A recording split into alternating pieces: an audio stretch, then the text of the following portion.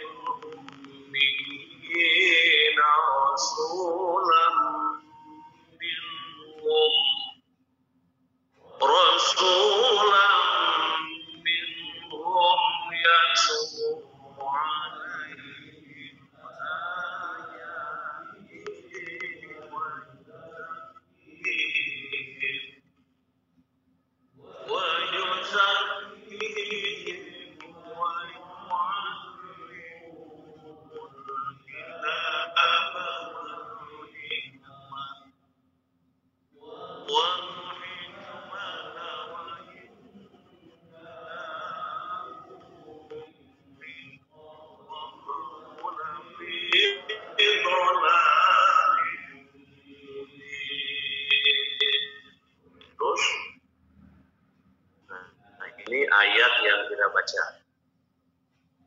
Ayatnya yang kita baca sampai di dolalil mubin. Masih ada kesananya itu? Masih ada. Namun inilah yang kita baca. Sebentar ini ayatnya, perlu lihat lagi. Jadi ayat 2.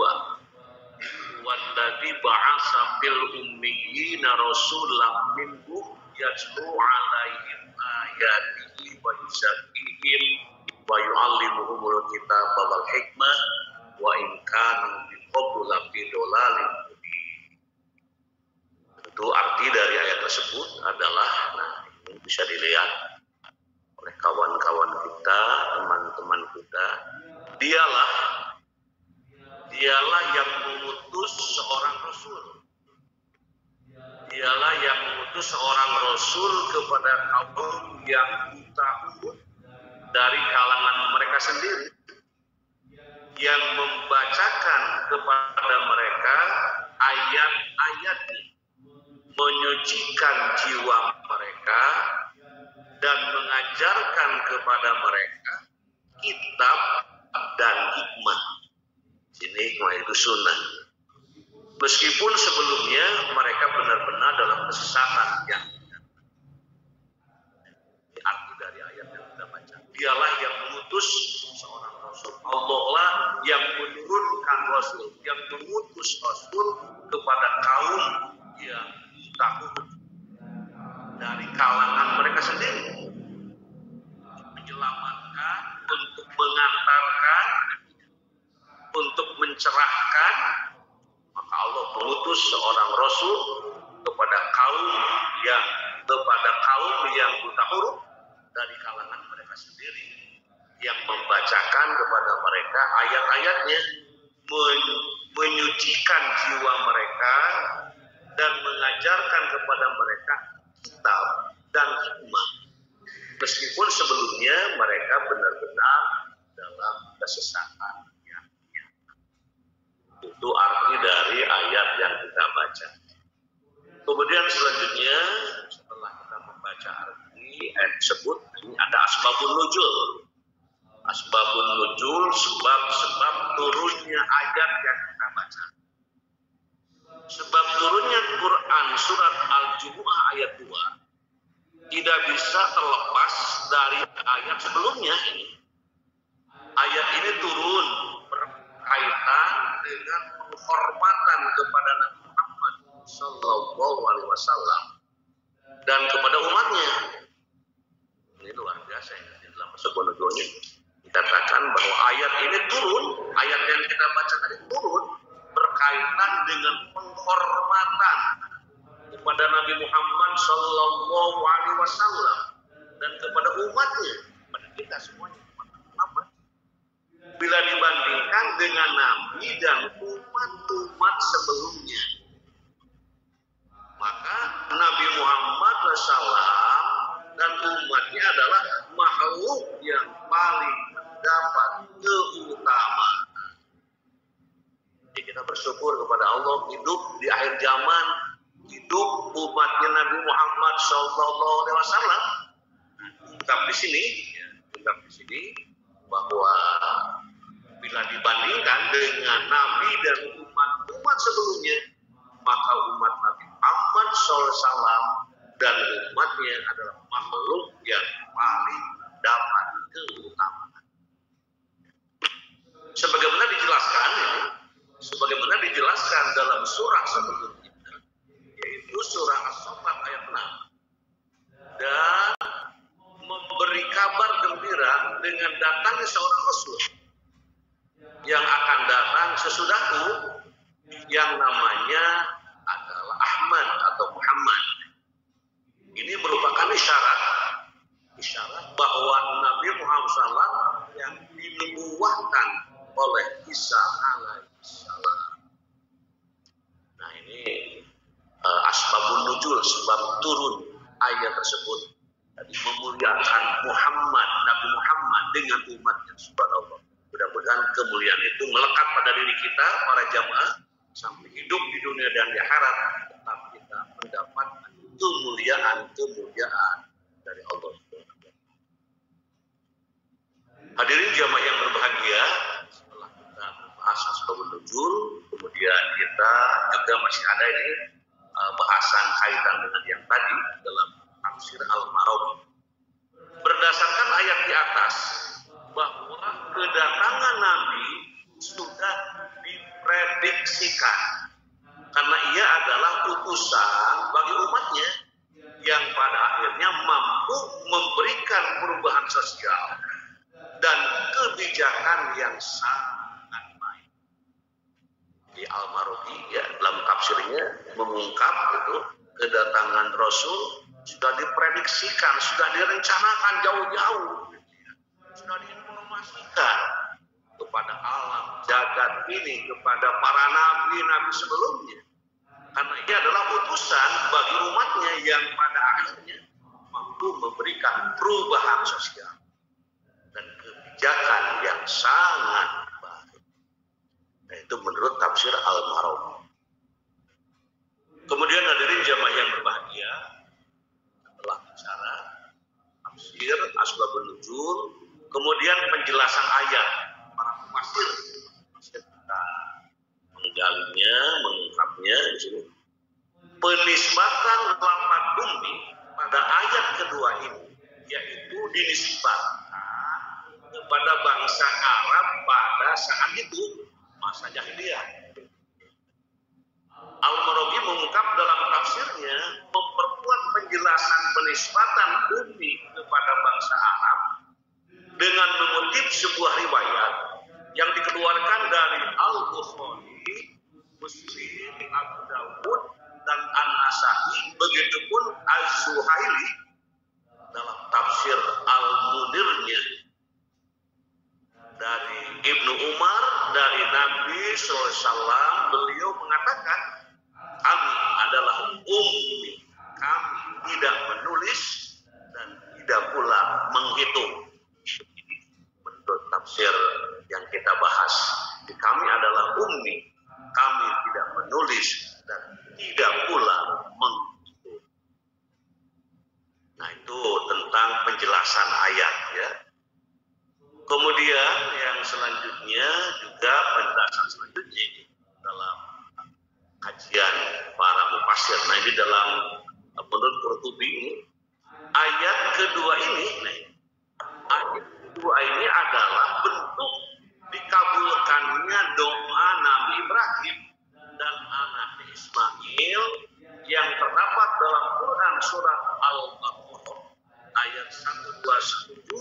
sampai 129. Pada ayat kedua ini Rasul hadir dengan membawa 3 tugas kerasulan yang umum. Membawa tugas kerasulan yang umum. Disebut tugas tarbiyah, yaitu membacakan tilawah ayat-ayatnya kepada mereka, kemudian mensucikan tazkiyah mereka dan mengajarkan taklim mereka kitab dan hikmah.